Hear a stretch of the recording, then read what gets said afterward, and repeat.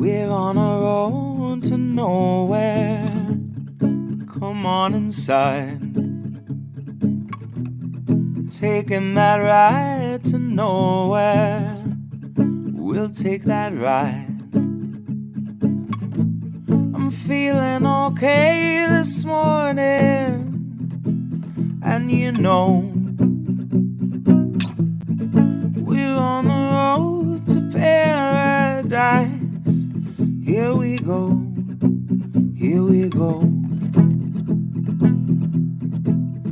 There's a city in my mind. Come along and take that ride, and it's alright, baby, it's alright. And it's very far away, but it's growing day by day, and it's alright, baby, it's alright. Would you like to come along, and you can help me sing this song, and it's alright, baby, it's alright. There's a city in my mind. Come along and take that ride, and it's alright, baby, it's alright. And it's very far away, but it's growing day by day. It's alright, baby, it's alright. They could tell you what to do, but they'll make a fool of you, and it's alright, baby, it's alright. Oh, let me get back to my camera. Sorry, guys, I'm doing 85 things at once. No, that's not it. I was like, I'm not going to ask Andy to help me tonight. I'm going to do it myself. So far, so good. Here we are. All right. Hello, peoples. Thank you for joining. Let me see. Let me open the chat here. So the Damned is back. I am here with my buddy, Robert. It is so good to have you back. I miss you so much. Yeah, it's good to be back. We're going to have ourselves some fun tonight. Oh, yeah. We always do. Get ready for some filth and cursing and all the normal stuff. Let's see who we got. We got Josh. Hi, Josh. And we got it looks like John. My bad, John. It's my eyes.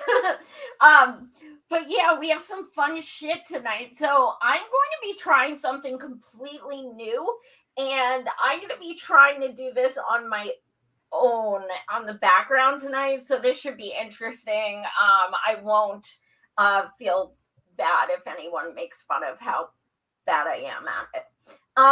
So first thing I wanted to show you is something you may not have seen that one of my co-hosts, Andrew, showed me on Monday night's show that was just so fantastic. And it was something I just had to share. Let me bring this up. And of course, we need a salesperson. All right. Let me see if I can do this. Hopefully, dun, dun, dun.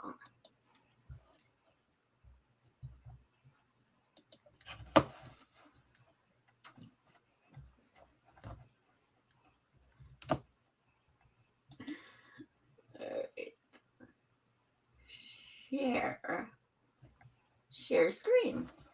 There we go. Okay.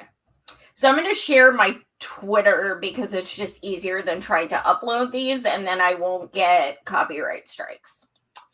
So let's go about it this way. And let me know if y'all can see my screen. Yeah, it looks like it. Okay. So let me play this video. House of Cards is an extreme dramatization of DC and its political elite, but now, according to freshman North Carolina representative, Madison Cawthorn, it might be more realistic than one may have thought. Recently on the Warrior Poets Society podcast, he was asked how similar the Netflix show and DC really are, specifically with regards to the, quote, secret life of corruption and power and money and perversion. And Cawthorn dished, telling the host about what he says he has seen firsthand in our nation's capital, explaining that politicians he looked up to once invited him to a, quote, sexual get-together at one of their homes, with 26-year-old Cawthorn explaining that he eventually realized they meant an orgy. He went on to discuss other politicians who he noted had anti-addiction agendas, who he says took bumps of cocaine right in front of him, adding that he was warned about journalists who would keep stories about politicians in their back pockets to bully them. Finally telling the podcast host, quote, aside from the honor of serving my constituents, working in Washington is like the worst job in the world. Okay, but get this. Look, this is what's funny. Dude's talking about orgies and shit, but look at the picture they used. He's all by himself. That cracks me up. Like, he's literally by himself. I want to know who was it that was doing the lines off of the desk. I would bet it was probably Nancy Pelosi, and that's probably the same person that asked him over for an orgy. And in which case he's like sitting there in his wheelchair, like, no, Nancy, no, I'm not into that. Thank you very much. You know what? I'm gonna be honest, as always. Okay, and this is so gross, and I apologize for putting this in people's heads, like, straight up. I don't know why, but I immediately thought of Ted Cruz. Yeah. Yeah. You know, very, very likely, you know, this is probably one of the reasons why they really don't want Julian Assange to get pardoned or to have the charges dropped, because then he would just basically, like, nuke all of Congress by releasing all of the dirt on all of these psychopaths. Like, we'll be finding out that they're having dinners, like, straight up like Bilderberg stuff, where they're wearing goats' heads and drinking the blood of children. I'm pretty sure that's yeah, right. I'm pretty sure that Nancy Pelosi's favorite flavor of ice cream that she keeps at her house is the blood of poor children. That's just speculation. I have no evidence, but just speculating. They probably all drank the blood of Margaret Thatcher, and that's why she looks like she's already deflated. Yeah, well, I mean, yeah, and as we know, Ilhan Omar named her as one of her heroes, so it wouldn't surprise me. And the wonderful thing about her dying was, well, but also how everyone, you know, it was like the first woman, XYZ, the first woman, the first one.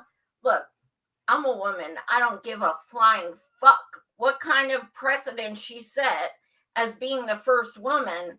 She was a warmonger, psychopath, evil person. I don't care. Look at the first woman vice president. I'm not praising her because she's a woman. She's still a horrible person.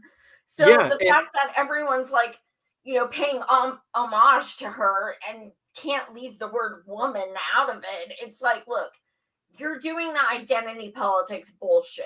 That shit doesn't matter. You don't like get credit for like something you had no control over.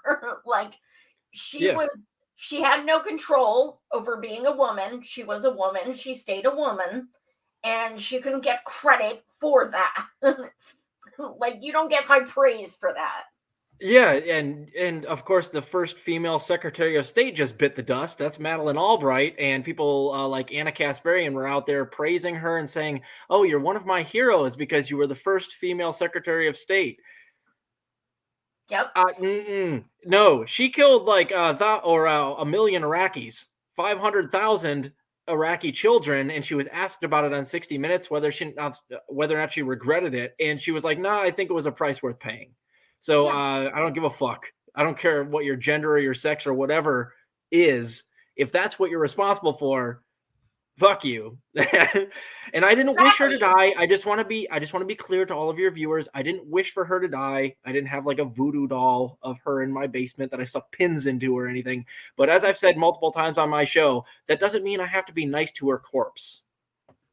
If I'm not going to praise you before you die, I'm not going to praise you afterwards. Like, exactly. I don't hold that shit. Like, when I die, you can be like, yo, she's a fucking bitch. I don't care, because I am. So I'm not going to get mad. Well, the interesting thing about Madeline as well is, yes, she died and she was the first woman and all this stuff. But furthermore, not just being a warmonger, what happened was Barbara Lee, who the leftist community has floated to run for president for years, begging Bernard to have her as his vice president. And, well, because she didn't vote for the Iraq war either. And she is against the war and stuff. Granted, she's voted for how many war budgets since. And granted, she endorsed Kamala during the fucking primaries. But all that aside, no, we still want her to run. She's great. What did she do when Madeleine Albright died last week? She tweeted, "I am literally devastated." She used those words, devastated. Like, I was like, look, you know who else I'm sure is devastated? All the families of the all the Iraqi families of the kids she fucking killed. Like, it's incredible. Devastated? You voted against the war, and now you're saying you're devastated because one of the warmongers of that war died. Right. It's like, why chime in at all? It makes me wonder, right? Like, I know that you don't have to say anything horrible about her because you're in Congress or whatever, but then why not just keep your mouth shut? Why you got to come out and eulogize her? It's ridiculous. That's like when Joe Biden dies, Rashida Tlaib will come out and act like he wasn't responsible for funding Israel for bombing the shit out of her grandmother in Palestine. It's like, are you shitting me? Are you shitting me? Is this the kind of, like, these are what our fighters in Congress are doing nowadays? Eulogizing war criminals? Come on now. And like I say many times on my show, the jokes kind of write themselves nowadays. I don't really have to write them. I just kind of observe what these goofballs are doing and then write it down, and they become jokes. Well, that's the thing about being a parody author. Like, I feel like it was more of like a biography than it was satire, because it really did write itself. We went off of tweets for most of it, and just like quoted it but added a word or two, and people are like, that's hilarious, and I'm like, but it's real. That's the problem. It's real. But yeah, I had to show you that. Do you think that's true? Or is it because this dude's a conservative that they say, hey, why don't you come over to my house, and he takes that as, oh my God, they have a sex dungeon? Or do you think that, I mean, he's a good looking dude. I'm not, it wouldn't surprise me if it's true. I don't know enough about Madison Cawthorn to assume that he would embellish things. I mean, he is, of course, part of Congress, so they all kind of do that. It would take me, like, assuming that he's some sort of, like, truth teller. I don't know enough about him. I don't think he probably is. But at the same time, the stuff that he's talking about doesn't, I'm not putting it out of the realm of possibility. We know some of these people have so much money, they rub elbows with gross people across the spectrum, billionaires, and a lot of these people like know Jeffrey Epstein personally. So it's like, I'm not putting it out of the realm of possibility. These rich people, man, they're fucking psychopaths, and I don't know what kind of weird shit they're into. It wouldn't surprise me if they're, I mean, you've seen some of the stuff that Hunter Biden's into. I mean, they do a lot of drugs. They have impunity. Like, they get away with everything. They always have, because they're all a bunch of rich people. Maybe there's a sex dungeon that he was invited to. Yeah, I mean, here's the thing, about Hunter Biden. It's another one of those things where it's such hypocrisy, because I swear every time one of Trump's kids even sneezed wrong, it was like trending for a year and a half. Yep. But Hunter Biden, well, it's not Joe. It's his adult son. He's not responsible for him. It's just utter hypocrisy. But those people that are making those claims, the people that were most vocal about the Trump kids being stooges and corrupt as hell, who are now completely quiet about Hunter Biden, they're showing their hand. So it's, in a way, it's just revealing what you and I always knew, is that they're all basically corrupt. They're just kind of corrupt in slightly different ways, and they wear different color ties to work. And all the people that now are being exposed because they won't go after Hunter Biden the same way that they went after the Trump kids, good. I'm glad that they're exposing themselves. Yep, absolutely. So that was the first thing. What I'm going to do, all right, let's try. Let's see if I can do this. I might just end up having to ask Andy to start helping me again, but we're going to try. All right. Hopefully nothing random pops up that I'm not supposed to show on the air. Let me see. Not that I have anything. Let's see. What's his DOS? Okay. This was just something funny I wanted to share. Do you see that? Yeah, it says, "Don't care, orange man bad gone." And it's a lady like sunbathing. Looks like a back to brunch lady with like a baguette and a glass of wine. Exactly right. Someone sent that to me and I was like, holy shit. It's just so fucking true, because you see that all the time. Like, Trump's been out of office for 2 years, and people are still trending his ass every day. It's Trump's COVID. It's Trump's war. People are literally saying the World War III that's coming is Trump's. Yeah, it's dumb as hell. It's that that Russiagate crowd. They can't get Trump bad, and then that confirmation bias causes them to work backwards from that conclusion regardless. And it makes no goddamn sense, because of course those are the same people that are championing Biden during the primaries, basically get him elected, saying that he's going to be the anti-fascist candidate. And now people like you and I, who are pointing this out about Joe Biden's record when he was running for president, are like, yeah, we told you that he was going to usher in fascism through the back door. Trump is like, he's not good, but he's not like clever enough to usher fascism in a hush-hush way. So in a way, like when Trump's elected, your fascism's like out in the open where you can see it, which I actually prefer that, because it's not hard to find. You don't have to decode what he's saying. He's like pretty upfront about his fascism. But then Biden comes in, does exactly the same thing Trump wants to do, but he's like quieter about it. And he has all of these people defending him. The neoliberals are defending him as if he's completely different than Trump, when he's doing exactly what Trump wanted to do and the Republicans would love to do, but he's like protected.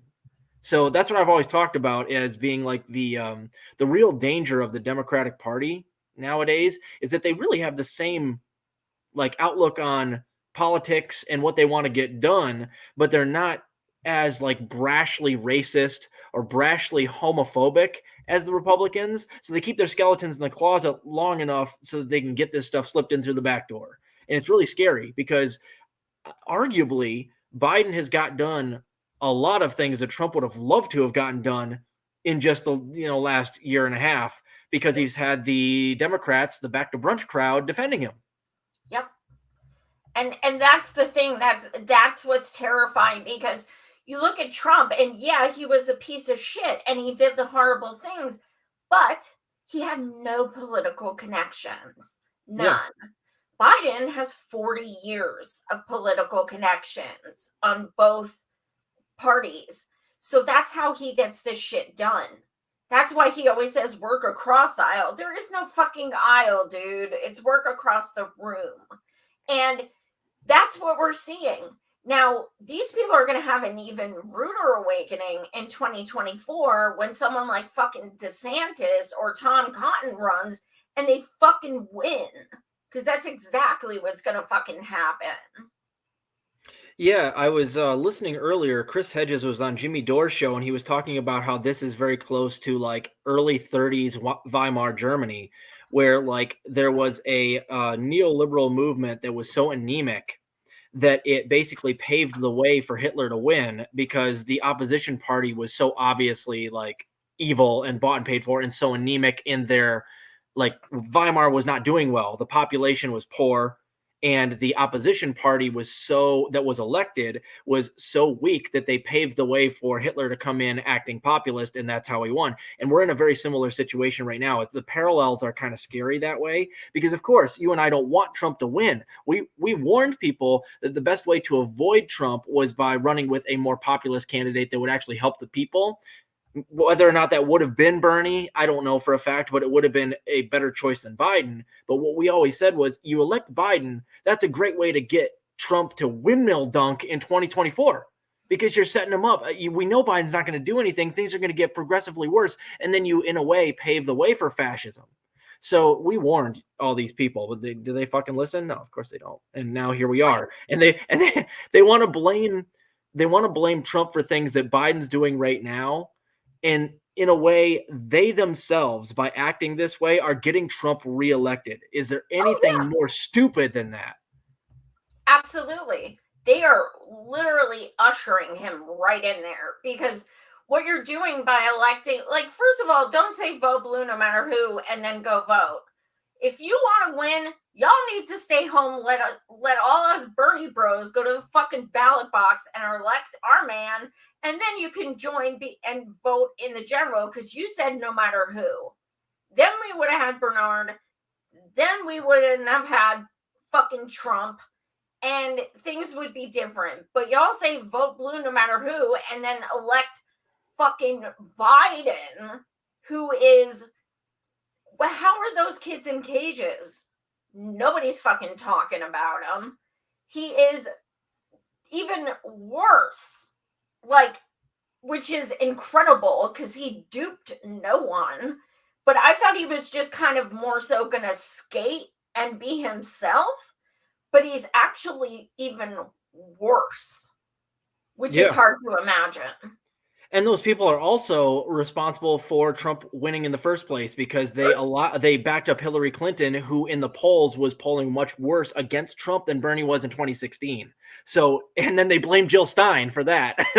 So they just keep running this bullshit neoliberal play that doesn't work. And then they blame everybody else when they're obviously, not only dysfunctional and unstrategic play, but also the immoral play doesn't work against what they say is fascism, which is the right wing, which I have to agree with them. Nobody wants, I don't want Trump to be president, but you guys are setting him up for success. And I'm trying to get you guys out of your own way, but they don't want that. This is all part of the plan. Just so you guys know, like, the real elites in this country don't really give a damn much between Trump and Biden. And if anything, I think they prefer Biden. He's more of a puppet than Trump was. Trump's manipulatable, but he's kind of a loose cannon, right? So, like, they prefer Biden, who will just do exactly what they say. And, if he makes any gaffes out there, they'll just blame it on his dementia further. Which, by the way, they said he didn't have it in the primaries. They insisted he didn't have dementia. And now that he's like pushing us to World War III with Putin, calling Putin a war criminal, so that Putin's less likely to be diplomatic because he might get tried by the International Criminal Court. And then he's talking about regime change in Russia. They're all walking that back and like, oh, well, don't listen to Joe. He's very old. He's kind of demented, and he goes off the cuff a little bit. It's like, we told you he was demented, so you're admitting it now. Yeah, well, a lot changes in a year and a half. It just happened. They can't defend it anymore. It's so obvious. He's like, how many interviews has he done the past few months where he's like, Iraq, Iran, yeah, Afghanistan, Russia. Yeah, you're right. It's that stutter they told us so much about. Stutter's racist stuff. I've never heard of that. Like, I've never heard of someone stuttering racism. But, yeah. I mean, there are anomalies to everything, I guess. Exactly. Yep. Yeah. And when he is racist, they'll go out there and use exactly the same excuse they did when he had this recent Russian regime change gaffe, which is just being like, well, I was emotional when I was making that racist remark. I was just so mad at the time. I just couldn't help but be racist. I don't know what you're talking about. What I miss? Oh, he had to walk back he was talking at the NATO conference. I think it was in Brussels. And he was talking about, he had a slip of the tongue where he was talking about how this this war criminal needs to go, in reference to Putin, which that's a slip of the tongue. They said that he didn't mean it. He just kind of went off the cuff, but that's calling for regime change in Russia, which Right. the higher ups have now come out and said specifically, no, that is not our policy. And he was misspeaking. Was he misspeaking, or is he just so demented that you guys told him that's what's going on and he accidentally said the quiet part out loud? And he thinks it's that second They part. were probably like, Joe, we're gonna overthrow Putin. Yeah, or that's been something that they've talked about in his past, because he's been in Congress for so long, so he knows that that's always been kind of the idea, but they've all been kind of sworn to secrecy. None of them talk about it out loud, but he's so demented now, he's letting the cat out of the bag on accident. So it's kind of funny. That's only speculation. I don't know what they've told Joe Biden behind closed doors, but methinks that like the idea has always been like, let's escalate with Russia, demonize Putin as much as possible so we can manufacture consent for regime change, and then he just accidentally said it out loud in a speech. Absolutely. Oh my god. This shit is, we have to laugh. Like we were talking about that earlier. Like we have to laugh.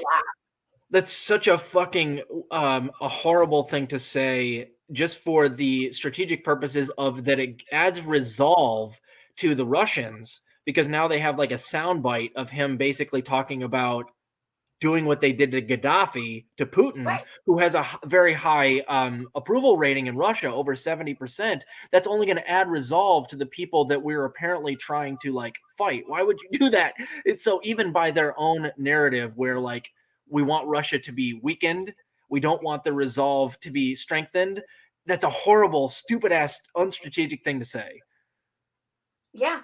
Absolutely. And, you know, this whole, I mean, we could talk about the Ukraine thing forever, but it's just, did you see how a couple days ago Biden now requested even more of an MIC defense budget? Yeah, I covered it today, actually, on my show. $813 billion, which, if history serves as a template for what they're going to do, last time he requested a certain number, I think it was like 765 billion, and then they gave him an extra 20 billion on top of it that he didn't ask for. So if the history serves to repeat itself, that 813 billion will be about 830 billion, which, by the way, Trump's defense budget was 730 billion. Means it was 730 billion when the Dems gave him more, again, because Trump only asked 713 billion. Exactly. So it's gone up $100 billion in less than 2 years under the Democrats. Oh, it's horrible. Like I said, if I wasn't laughing, I'd be crying. Like, but no matter who, right? Their bombs have like BLM stickers and rainbows and stuff. It's nicer bombs. We have to give them credit for that. And you know what? It's great for the environment. It's not like the MIC is the #1 climate killer. I mean, this is awesome. And how the fuck are you gonna run for president and be like, I'm gonna pull out of Afghanistan, but now I need even more money? So you're talking about ending a war, but that you also need more of a war budget. Yep. Like, don't fucking tell me he didn't know he was going to be pushing this shit with Ukraine. Yeah, there was a reason he wanted all that money. And furthermore, there's even more of a war budget in the fucking Build Back Better bill that would have been given if it passed.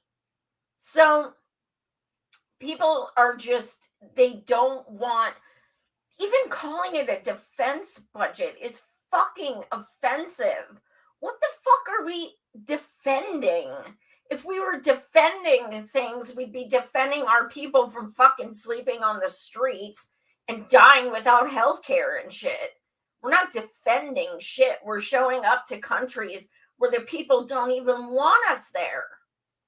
Yeah, with just the increase in the military budget since Biden took office, you could end homelessness 5 times in America, because it only cost $20 billion and it's gone up $100 billion in the military budget just in 2 years.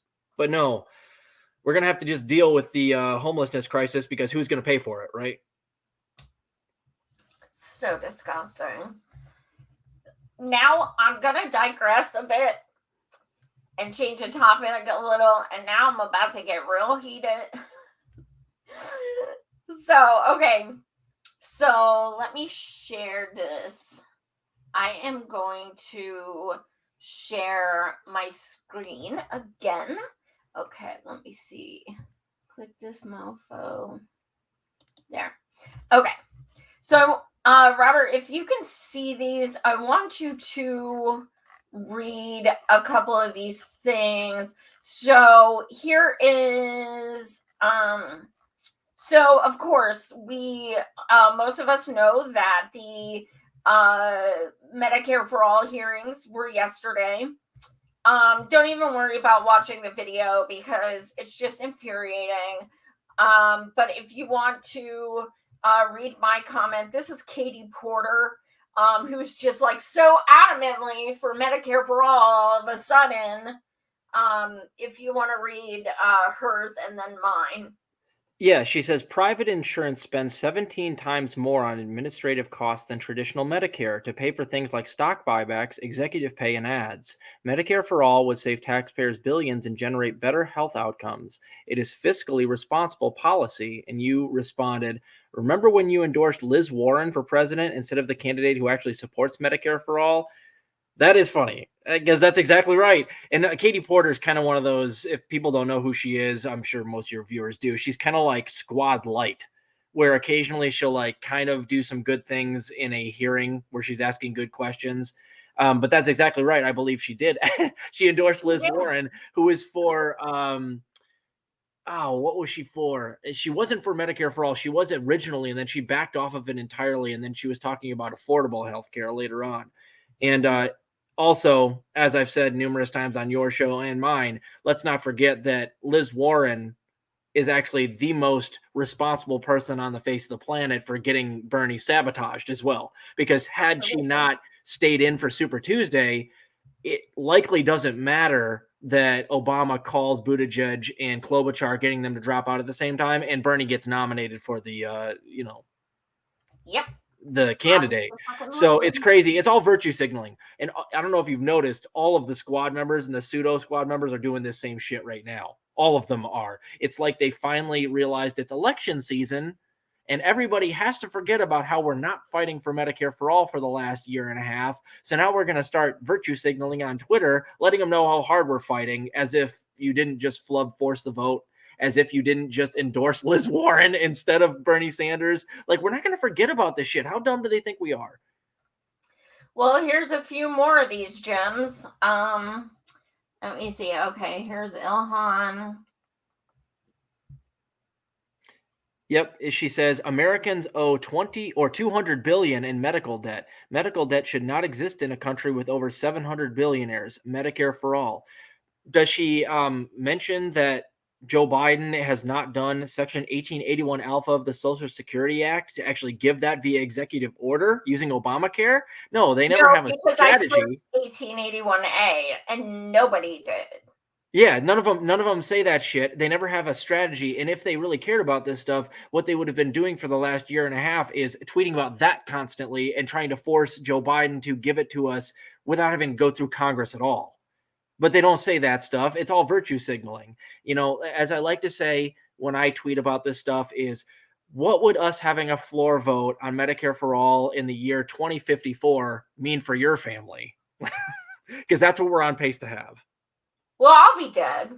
That's for sure. I mean, most of us will probably be dead from nuclear holocaust at that point. But yeah, you're right. From just, most of us will have medical issues between now and 2054, and they act like they give these kind of like, vague, banal tweets that don't actually call out Biden for not giving it to us unilaterally. It tells me that they're willing to do just the bare minimum of tweeting to make it look like they're fighting for it. But we all know, like, we can see through these people. They've had plenty of times to try to leverage their power to get this via executive order, but they haven't. And that's why I responded the way I did. Like, she's literally acknowledging the medical debt and then saying we need Medicare for all. We need Medicare for all nationally, but we also need fucking medical debt cancellation. If I got Medicare for all right now, today, I'm still thousands of dollars in debt. Yeah. What? I can't start over. Bernie was the only fucking person out of all the 20-something candidates who even talked about medical debt cancellation. So here you are, you're fucking bringing it up, and you're still not even talking about it. That shows how fucking clueless. Yeah, Like, it's also well, they still have thousands of dollars worth of debt but from today forward, they're good.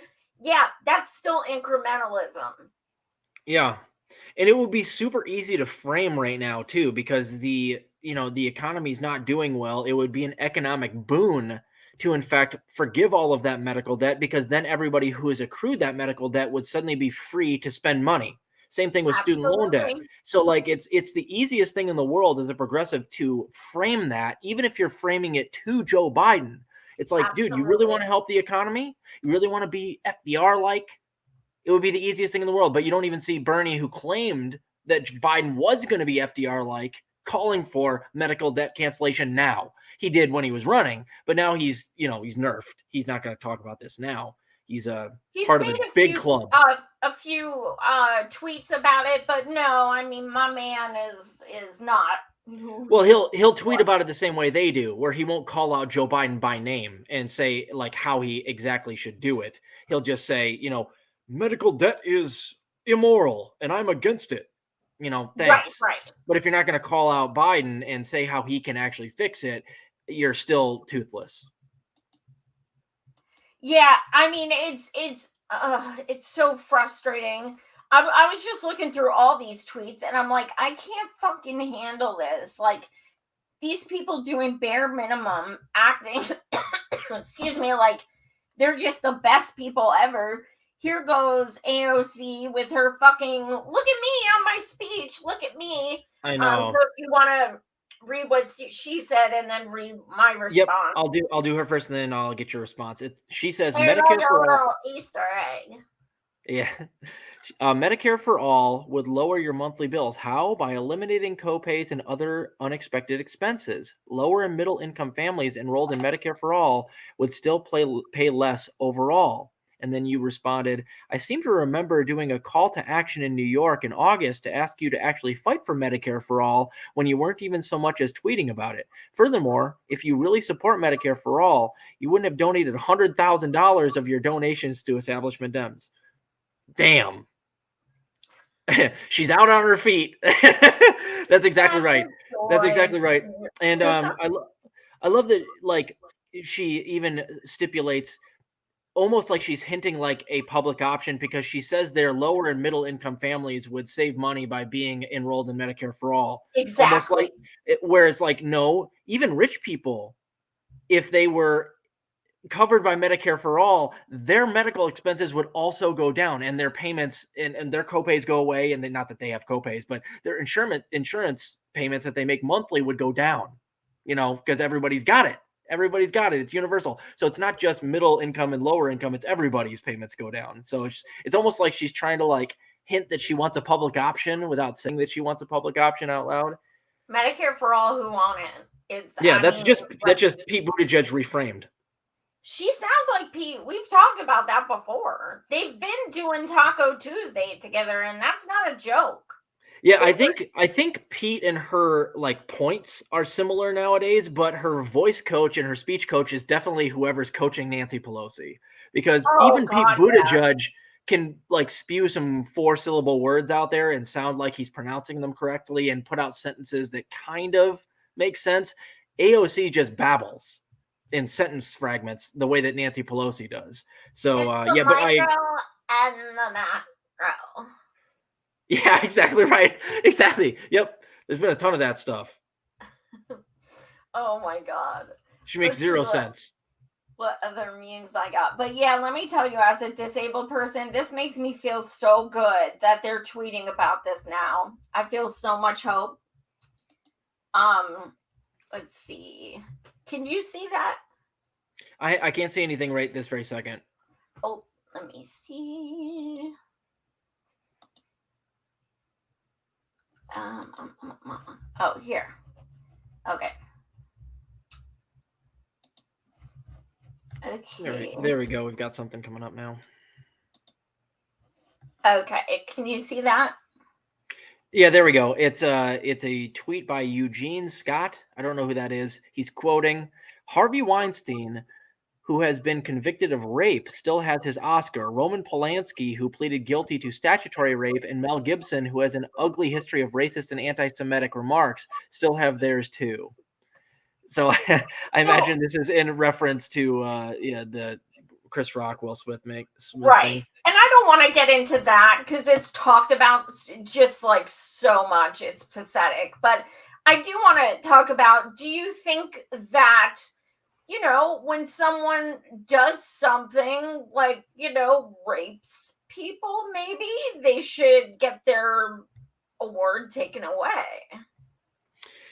Or do you think it's kind of a moot thing, because like I would go further. If someone gets convicted of like murder or rape, I think them losing their Oscar should be the least of their problems, because they should go to prison for, if not their whole life, most of their life. How about So that? I mean, do I want to take away Harvey Weinstein's Oscar?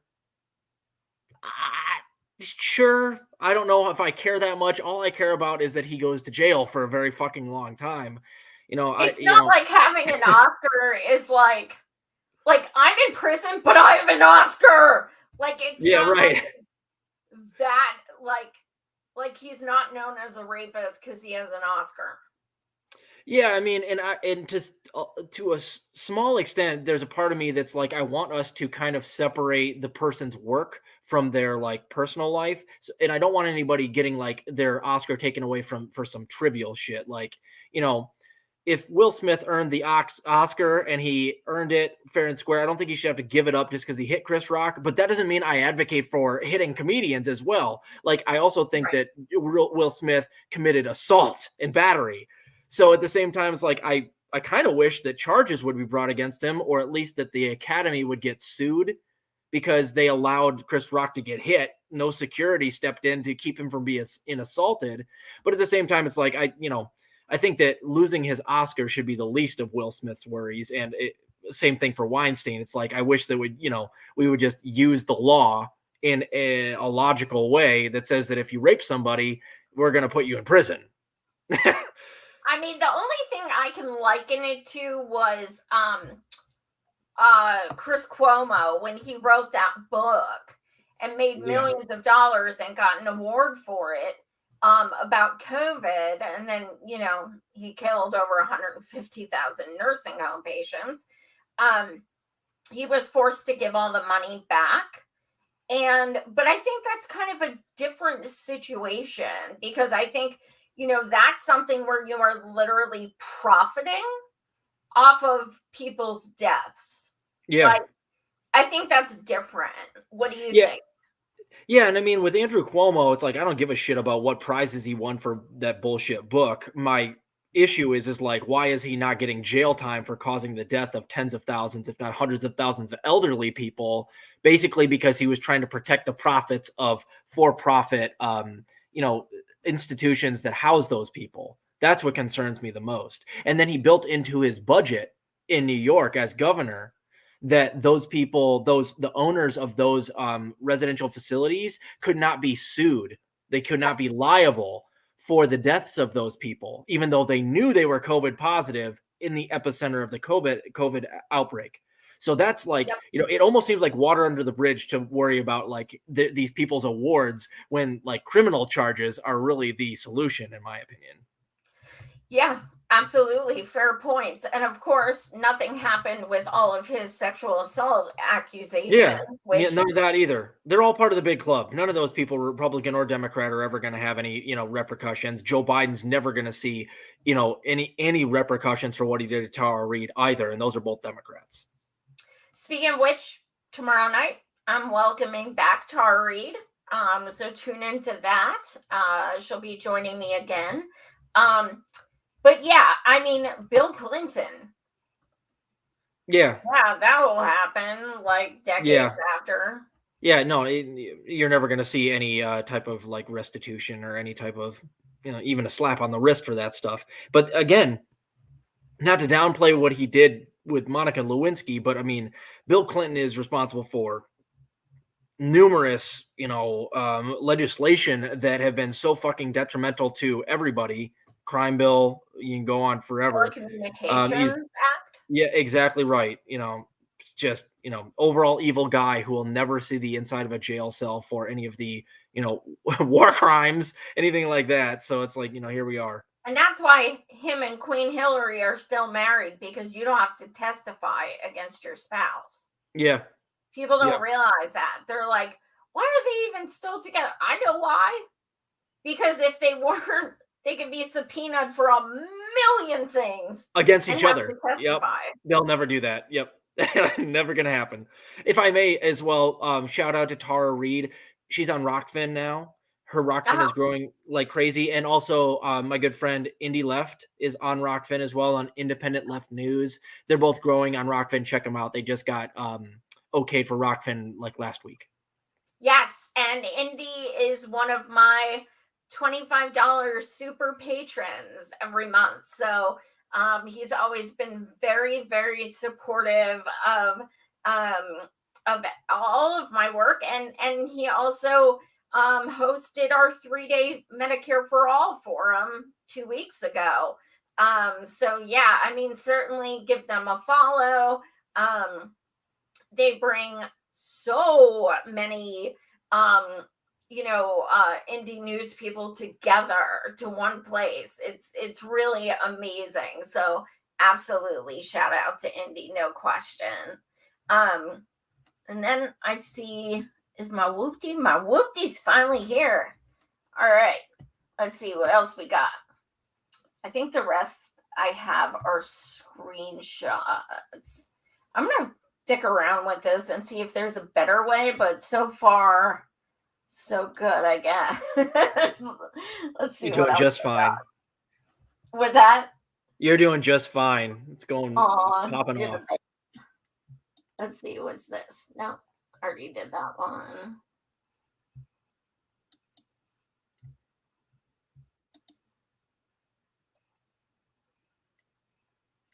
Did that one.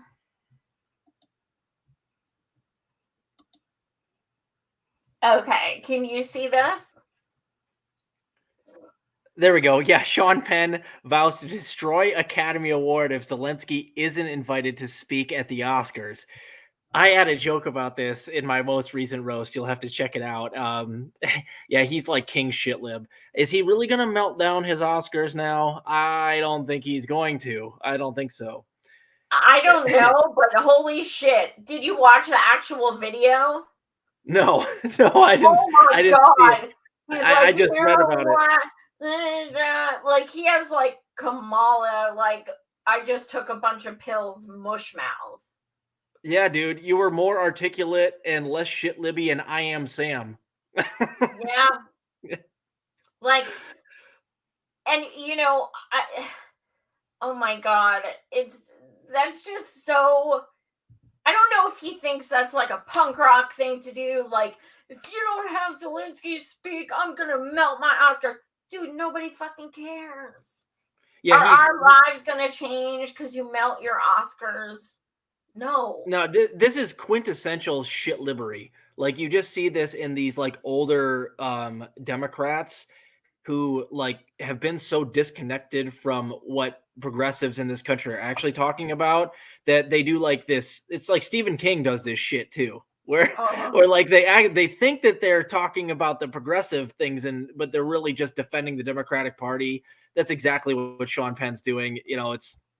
It's really kind of sad to see, actually. I used to do, months ago, I did a Stephen King every time he says Trump, take a drink.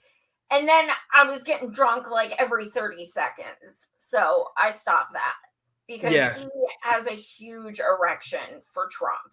That's all he ever posts about. It's frustrating because I actually like some of Stephen King's original books. Like I grew up on Stephen King, so it breaks my heart to see him go out there and become like King shitlib. Also, I love some of Sean Penn's old, parts that he played in movies. And he actually back in the day was kind of like, one of those kind of pioneer actors who actually did a little bit of activism on the side. But you can tell now he's been in the bubble so long and he's been convinced, and there's people putting poison in his ear for the last 30 years that this is now how he thinks progressives think. It's like, no, you're in a way becoming part of the propaganda apparatus that you would have called out 30 years ago. And now you're kind of either a useful idiot for the establishment or a straight up op for trying to run with World War III by saying you're going to melt down your Oscars if Zelensky doesn't get to speak at the Oscars.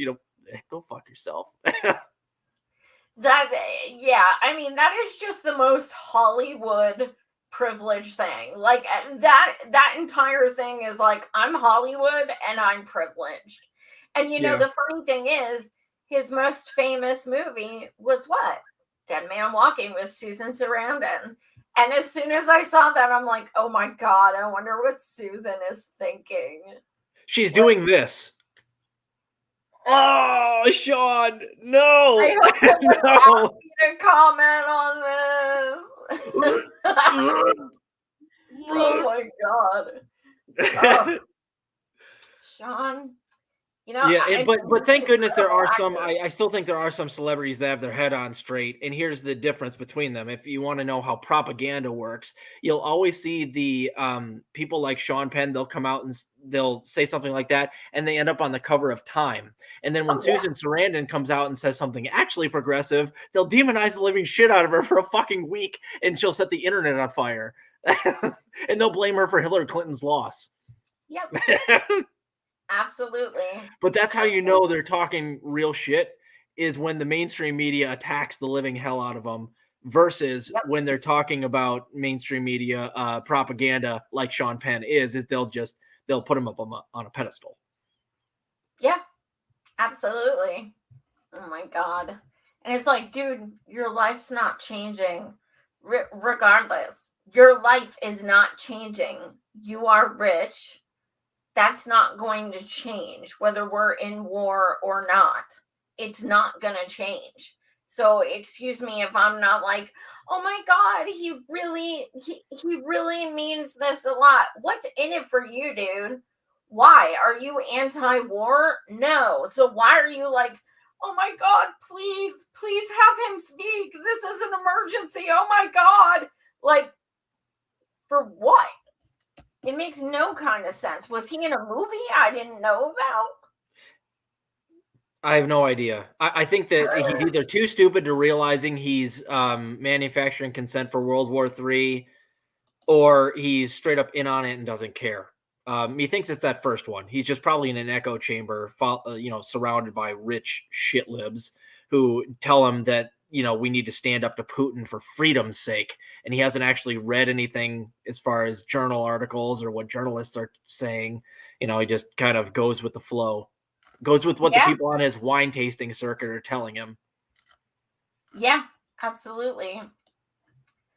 Oh no, my thing cut off. Damn it. Let me see if I can.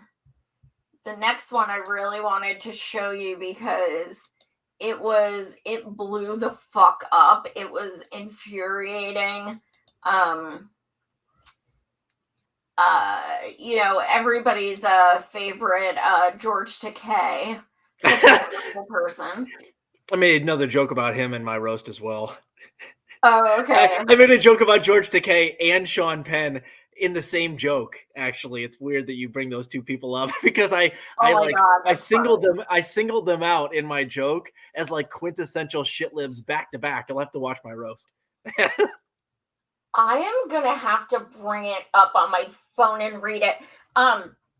You can actually see the part of my response, but I guess the screen won't allow the entire thing. So let me see.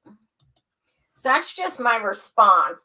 But let me read the actual quote. You probably saw this. This is probably the one that like stoked your sparked your interest. He's a fucking idiot. Okay, so this is what Takei said. If you don't want 2023 to be all about impeaching Joe and investigating Hunter's laptop, if you want to see elected working for families, our crumbling infrastructure, and our planet, then vote. We have the numbers to keep the House and Senate, but only if we all show up. Okay, so then that was my response. You're fucking rich. Yeah, he's worth $14 million. Of course, it's like the other tweet that he's talking about how if we need to bite the bullet to like put the screws to Putin in terms of gas prices and consumer product prices, we should do it. It's like, of course you say that. You're a 10 millionaire. You have $15 million. Of course you say that. It's the most shit-lib thing in the world to say. And that's, yeah, I didn't see that tweet, the one that you just showed. I just wrote it because Takei is like a caricature of like the quintessential shit-lib, which is why I wrote it about him. But that falls exactly into the mold that I was talking about. Of course, that's what he says. And it's ridiculous because he's like, we have the numbers. Yeah, we have the numbers right now, and nothing has happened. Things are getting horrible for everybody across the board. So, and as to your point about, do we want to see 2 years of them trying to impeach Biden? I mean, kinda. He's trying to start World War III. It wouldn't hurt my feelings. I'm not saying that there's any reason necessarily to, but yeah. There's one bad thing about that though. Kamala Harris would be president if that happened. Nancy Pelosi would be VP. Is that true? That's right. Yeah, that's right. Yeah, you're right. That is well, I mean, that would be, I'd have to log off permanently because yes, queen. Oh my God, 2 women in the White House. Oh my God. Yeah, it's exchanging one nightmare for another nightmare is what that says. But the thing is, like, you know, it drives me crazy when the narrative driven home by these rich shit libs is more like, we have to show up to vote to continue this horrible hellscape that we're in, rather than if you use your platform as being George Takei to convince the Democrats to actually help people, then they would show up to vote. Why is the onus on the voter to show up to hold up these people and promote these people that aren't doing anything? Why is the onus not on the politician to do the right thing for the people so they show up to vote? And that's rich person mentality. I mean, that's why all these people go out there and say that shit. They're just, you know, cheerleaders and sheepdogging people into the Democratic Party because they're disconnected from what the Democratic Party does to poor people in this country. Yeah. And I think, you know, part of it is just because, well, like, okay, so take Takei. One of the worst things about what he does is because, do you know his history? Like what he's gone through? No, I don't know much about him other than that he literally in concentration camps growing up. Literally. So to see him pushing like, yeah, I'm Team Venezuela, and like being such a war cheerleader is mind-blowing. He literally grew up in concentration camps with his parents. And it's so fucking sad to see that. But also, my response about, like, your life's not going to change, showing he's worth $14 million.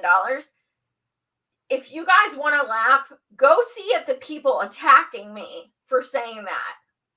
Like, what do you have a problem with people with money? What do you have a problem with millionaires? Just because you're poor, blah, blah, blah. I mean, you guys have to see the comments. It's incredible. And I'm like, I don't have a problem with rich people. I have a problem with rich people who are that fucking privileged and clueless that they think that this shit's utopia because their fucking team is in there while they're ignoring everybody fucking dying around them. That's what I have a problem with. And then they're going at me so hard. You're just jealous. Like all this. I'm not jealous of him. Trust me. I mean, yeah, I'd like to have money, but I don't want to be him. That's for damn sure. Yeah, and you don't ever go after rich people that are doing the right things. Like we've promoted Susan Sarandon. We've there are Right. people that have money that are still fighting for the people. It's not such a, black and white situation as I hate all rich people. It's like what your rhetoric designates how I treat you. So Exactly. if you're a rich person and you're advocating for policies that help the status quo, I'm going to go after you. If you're a rich person but you take like your platform and even some of your money to try to like promote the ideas that I believe in, like helping homeless people, if you fight for increasing the minimum wage and universal health care and free public college, it's like, dude, I'm going to let bygones be bygones. I don't give a shit. Even if I don't like any billionaires, but if a billionaire came out and was like using their enormous platform, because they all have huge platforms, to like promote the things that I want, that in fact would lead to them being taxed higher and giving some of the things that I think the poor people in this country need, I would again let bygones be bygones and be like, okay, at least you're fighting for the right thing rhetorically, so we can be friends for right now. Right. It's not I mean, that simple. you look at Susan Sarandon, you look at Marianne Williamson. I posted yesterday about health things I'm going through. Marianne Williamson texted me this morning. Hey, are you okay? 3 million followers. She's a millionaire, but you know how much she did for us for M for M for All? She has been a fucking huge ally. Susan Sarandon, she's a millionaire. She's been a fucking huge ally. These people have money, but no, I don't hate them because they are for the people. They are standing in solidarity with us. That's why I don't look at that money. But someone like George Takei and Stephen King, yeah, I'm gonna say, well, your life's not gonna fucking change Yep. at all. Yep. It's fucking gross. Yeah. It's only a Sith Lord deals in absolutes. Like I am as against the rich as any person, any commentator there is. But if a rich person decided to put, they decide to actually side with the people and really fight for these things and use their enormous platforms, I'm willing to be friends with anybody. But you have to be rhetorically on the right side and show me that you mean it. It Yep. can't just be empty shit, Yep, absolutely. I look at intentions, and that's not the only thing I look at, but I do look at intentions. I do. Yeah. And whether or not I think someone's a good faith actor is very important to me. And people like George Takei are, like, first of all, you're talking about an election that's 2 years away. Don't y'all have midterms around the corner? Why are you talking about that? So they work themselves up to the point where they just stress about, oh my god, they have to obey. If they don't obey, we're gonna get Orange Man again, and then if we have Orange Man, we're gonna have to complain. You love complaining. You don't have a problem with complaining. All y'all do is complain. It's bananas. Fucking bananas. Yep. Let me see what else I have. Oh, I got some Dingo. I got some Trish. I can't really read everyone else. I got some Lucky. Hello, everyone. Let me see what else I got. I think I got 2 more screenshots. Oh yeah, here it goes. Here's a real nice one. I don't know if you saw this. I did touch on it with Andrew on Monday's show, but I want to get your take on it because of all of the I stand with Ukraine, basically I stand with the entire country. Let's see. Okay. Did you see this? Yeah, I did see this. Yeah, Peace Corps. The Peace Corps advises Black volunteers they may be called the N-word by Ukrainian refugees. Yeah. I mean, as we've been finding out, the Ukraine, after the Maidan coup in 2014, and maybe a little before that, but they do have quite a bit of Nazism running through their veins. I'm not saying it's necessarily a majority, but yeah, they're not. There are going to be some Ukrainian refugees, particularly if they are of that ilk, that are not going to be terribly fond of colored people. And the United States mainstream media doesn't want you to know that, because they don't want you to know that, in fact, Putin is actually fighting Nazism in Ukraine, Western Ukraine, that is, So it's yeah, that they're warning all of these people that they might be called the N-word. Yeah, no shit. The most of us that have actually been following what's going on in Ukraine actually are not surprised by this at all. That's the thing. So, like, it always blows my mind. The only country I've ever said that I stand with is Palestine, because they're victims. I mean, it's really not brain surgery. Any other country, I don't even say if I could stand with the United States. I don't say it about other countries. So to me, it's so bananas when people are like, I stand with Venezuela, and they have, or you know what I mean, Venezuela. And they have the blue and yellow flag, and everything's very, I hate Putin, I love Zelensky, and it's very much divided, so black and white. And then, but they're not acknowledging the fact that in Ukraine, they're literally holding back um, tens of thousands of African refugees from even getting on the trains and leaving Ukraine. They're holding them back and letting all the white people go. This has been going on for weeks. We reported it on my Monday show, Postmortem Breakdown. I've never seen anyone else talking about it. Like, there's so much racism going on there. And my thing is, when you say I stand with, you're saying you stand with that entire country. You're not saying I stand with them instead of Russia. I stand with them on this topic. I stand with, like, you're not putting, any kind of equivocation or anything. You're just saying, I stand with them, black and white. And it's like you're standing with a country who has Nazis. Yeah. Yeah, and I believe there was only like 2 or 3 countries that voted, like I think it was with a UN vote, and I forget exactly what the vote was. They were one of 2 countries, including the US, to vote against like making Nazism like illegal. So this is not at all surprising whatsoever, and it is crazy. If I may quote Doug Stanhope again, like, this nationalism shit has to go. Just being straight across the board nationalist just teaches you to hate people you never met and to take pride in accomplishments that you had no part in.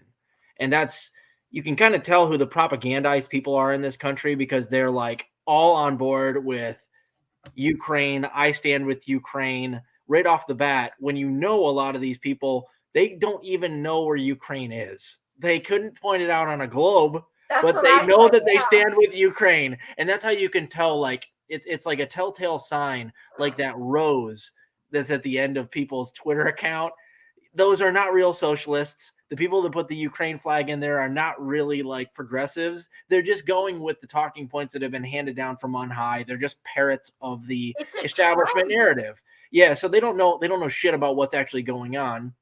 And not that I want to be clear. I stand with the people of Ukraine that are going to be hung out to dry by the United States, expanding NATO to force Putin to do what he's done. They're hanging NATO out to dry. So if you understand the nuance of the situation, you understand that escalating with Putin is the worst thing you can do for Ukraine, especially if you care about what happens to the people. Now, Russia's been relatively strategic in how they're trying to go after only the Nazi bases and only military bases. So they're actually, when you look at the metrics, they're killing far less civilians per military than in conventional wars that we've seen in the past. So they're actually being very surgical in the way that they try to avoid civilian casualties, right?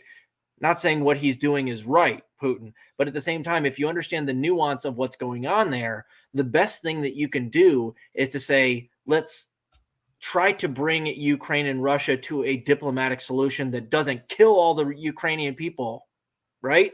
But they're not doing that. The United States is doing the Afghan option, which is basically flooding the area with money and weapons to the tune of hundreds of millions, if not tens of billions of dollars, which I don't know if you've seen. They're looking to send $13.6 billion to Ukraine, half of which is going to their military, so that they can bleed Russia dry and basically hang Ukraine out as a proxy war and a NATO satellite nation that basically just fights Russia for a decade or two to try to bleed them dry and causes hundreds of thousands of people to die in Ukraine. That's the nuanced version of what's going on. But these people, they only see things as black and white, and like George Takei and Stephen King, they don't understand what's actually going on in the region. They just know what their other people at the wine tasting party that they're holding in their basement are telling them to say. So, I don't know if they're too dumb to realize they're actually causing more Ukrainians to die, or if they're just, doing it because they don't give a shit. I don't know. Either way, they're still, promoting a narrative which causes more pain to Ukrainians. And I'm going to put a real controversial statement out here. I actually stand with Russian civilians as well. Yeah. I don't want anybody to get hurt. I don't want anybody. Like, I kind of stand with humanity. And if you're not an imperialist and in the army and you're just trying to live your life and you're being thrust into this shit, I don't give a flying fuck if you're in Ukraine or Russia. I support you. That's who I stand with. Period. And I stand with the rest of the world who is now at risk because of what the United States has done, escalating against Putin, because now the entire globe is at risk of nuclear holocaust, when all it would take is for the United States to take a step back and go, listen, we're not going to try to involve, we're never going to try to get Ukraine into NATO. And we're going to sit down and talk about how possibly the Donbass region could be incorporated into Russia, or at least be independent states where they're allowed to vote on their own leaders and are no longer subject to the civil war where they're getting bombed by West Ukrainian Nazis. If you were to just come to the table and say, that's what we're going to do, we're going to listen to what Putin's saying, and we're going to find a diplomatic solution, go back and forth, and figure out a way that we can avoid nuclear holocaust, then we could save humans maybe across the globe. But no, we got demented Joe Biden going out there and escalating, whether on purpose or on accident, because he's demented, nuclear holocaust.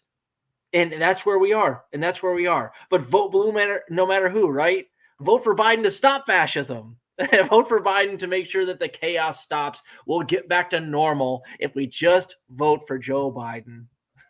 It's going to be funny in 2024 when they're like, vote Biden to stop fascism. It's like, y'all just admitted it right there. Yeah, you've been funding Nazis for a year in Ukraine.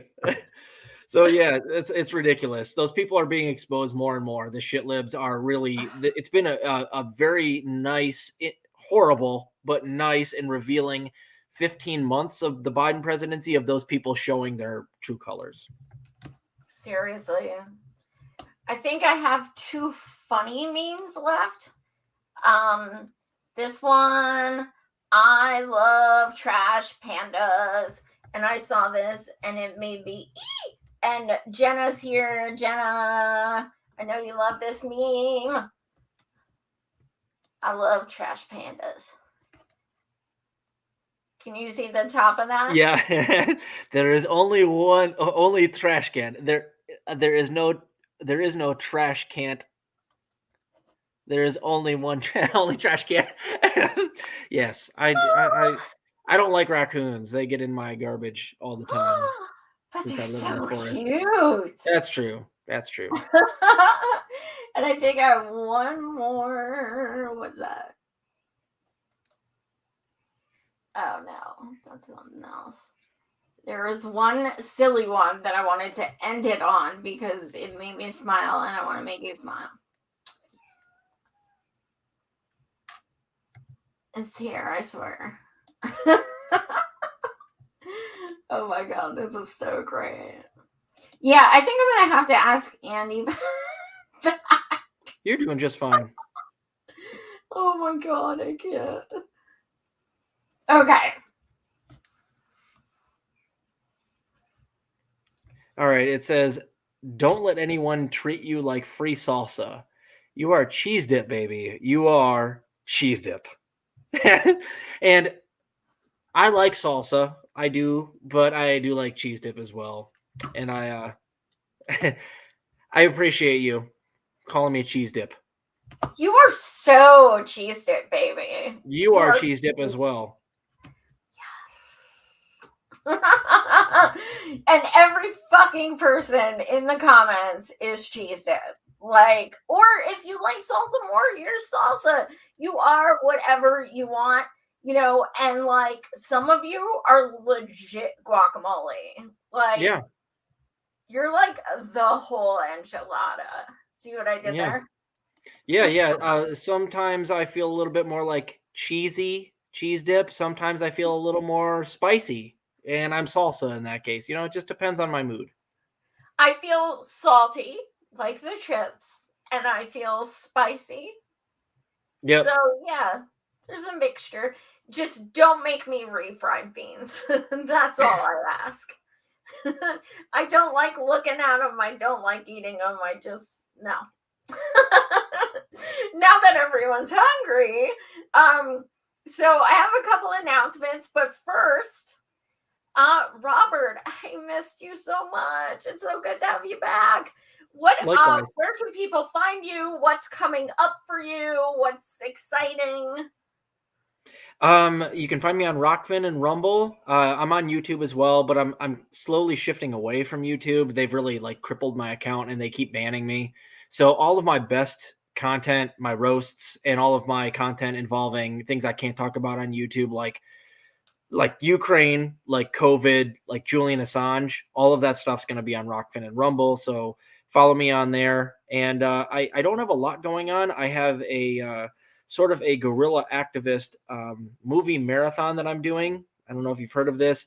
I decided one of my friends has a movie theater in downtown Peoria here that's kind of like a retrofitted warehouse. So all summer we've set up an event where every Friday night we're going to be watching 2 censorable or previously censored movies that are the type of thing that you're definitely going to see censored here in the future if things stay the way that they are. The first one is this Friday. We're going to be showing Fight Club and Wag the Dog. And then next week we're going to be doing A Clockwork Orange and possibly Jojo Rabbit. And then we're going to do that every single week where you can come and donate $5 to my friend. And we have a bunch of chairs and we're going to have drinks and snacks and whatever. And basically I'm handing out free copies of censored books as well. While I'm there, I've got a bunch of copies of Fight Club, V for Vendetta, The Bluest Eye, To Kill a Mockingbird, Catcher in the Rye. I've got a whole bunch of books and I'm handing them out at the events as well. So that's kind of like what we're doing for fun to kind of spread the word. I'll be talking at these events as well, talking to anybody who wants to come hang out. So we're doing that all summer long. The first one is this Friday at 9 p.m. We're going to be watching Wag the Dog and Fight Club back to back. And I've got a couple other projects that I'm kind of doing, but other than that, I'm just doing my thing on Rockfin and Rumble and tweeting like a fiend and trying not to lose my mind at the end of the world. Well, this is my phone case. Can you see it? Catcher in the Rye. Yep, I'm reading it. I'm rereading it again right now. My copy, I've got 2 copies that I'm going to be giving away at the event. I'm rereading it because once I give it away, I won't be able to read it again. So I've forgotten how good that book is. Last time I read it was in high school. It's pretty good, man. It's totally different when you read it as a 34-year-old versus I know. a 17-year-old. I'm slowly soon turning 43, and I read it again, and I'm like, oh my god, this is so good. Yeah, To Kill a Mockingbird is the same way. You don't realize how good it is until you get older. And so I'm giving away a couple of copies of that as well. And I have a pay it forward program where I've written inside the front cover of all the books to pay it forward, give that book to somebody that you think would like to read it. And if you don't know somebody that would like to read it, to redonate it to me at one of the movie nights, or donate it to the Peoria Public Library, where I've talked to the librarians there and they're going to give them back to me so I can redistribute them. So I have kind of like this anti-censorship mechanism set up in my town where I'm going to be like showing a bunch of censorable movies and indeed circulating as many censored books as I can throughout the people here. And I'm going to keep doing that because it makes me happy. I fucking love that idea. Like, shout out to you and your friend. That's fucking amazing. That's wonderful. Anything that encourages reading. I mean, as someone who, you know, was a lit major and couldn't read for a year and a half because I couldn't afford my blind accessibility equipment. And first book I read was Catcher in the Rye when I got my the ability to read again. And you know, so reading is, I've always loved tangible books, but now to me they're like my babies. So that is like, I have goosebumps. That is fucking amazing. And that's one of the reasons I love you so much, because you're just fucking awesome. Well, thank you. The same goes to you. Thank you.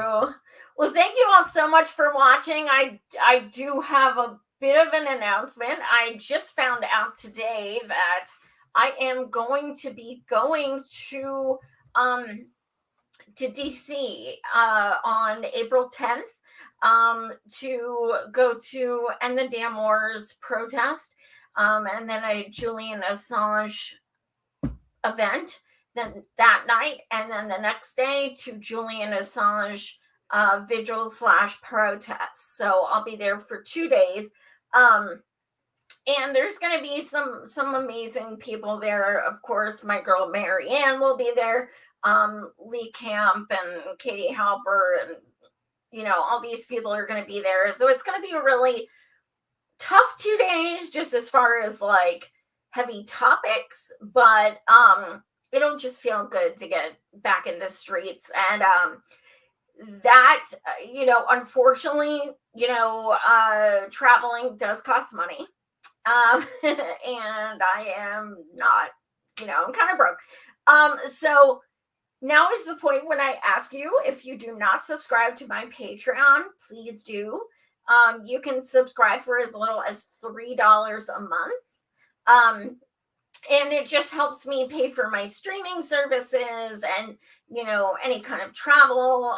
But like, you know, going to DC from Harrisburg, PA it's going to cost me over $200 just for the trains. So anything you guys can chip in would be fucking amazing. So I appreciate you guys watching so much. You guys are fucking awesome. And tune in tomorrow night, 9 p.m. Eastern, for Tara Reid coming back to join me. Again, thank you so much, Robert. I love you. I can't wait till we do our next show. Heck yeah. Oh, it's always a pleasure. Oh, stay on. I got a movie recommendation for you. Okay, cool. Definitely. All right. Thanks so much, guys. Much love.